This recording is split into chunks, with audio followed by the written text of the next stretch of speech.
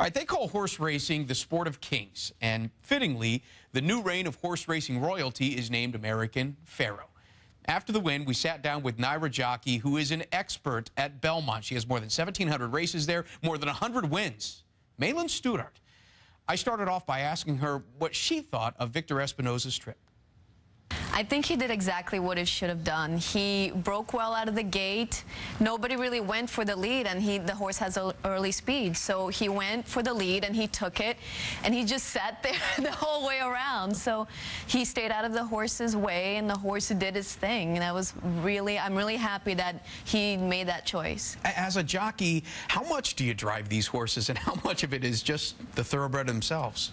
Right, in these big races, and especially in the Belmont Stakes, the mile-and-a-half, you really need to save your horse's energy. So the key is to get your position early, maybe in the first furlong, which is like about 200 meters. You get your position, and then you stay there. You don't want to move your horse in the middle of the race because you need that in the stretch. So it was a great strategy. It was a short field. It was 8 horses. Materiality didn't really push him, so it was exactly what he needed to do. I mean, what are you thinking coming down that final furlong right there, knowing that the Triple Crown is right there in front of you and nobody's coming up on your heels?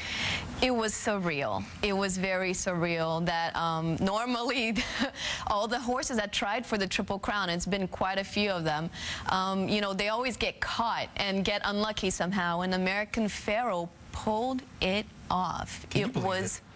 It's unbelievable. I'm still trying to relive that in my mind. I'm very happy. I'm so happy. You know, I think maybe more than any relationship in sports, the jockey and the thoroughbred have this really special bond. So maybe you, more than anybody, can tell us, what was the horse thinking? What is American Pharoah thinking coming down that final stretch? That was, the whole way around, I was studying his body language. When he was in the backside, his ears were pricked to the front, and he was so comfortable. Espinosa had his hand down.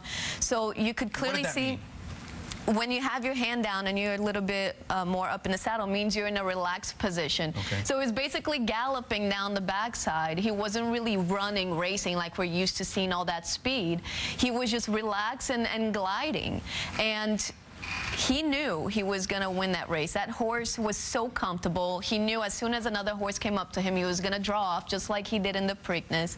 And he knows he's a good horse, and he's just an easy mover. So he was just doing his thing that he knows how to do. Do you get the feeling that American Pharoah is the type of horse that really responds to the attention? I think American Pharoah is very comfortable with the attention. He really got used to it. Before the Belmont Stakes, I was studying his videos that they had on social media. The New York Racing Association was posting lots of videos of him traveling, galloping on the track, and breezing, and in his stall. And at times, he was very anxious and very nervous, shaking his head, and his eyes were like wide, and he was a little scared when he was traveling. But this horse just got so used to that. You know, and it's all about training. You know, you put your horses, make them susceptible to this, they get used to it.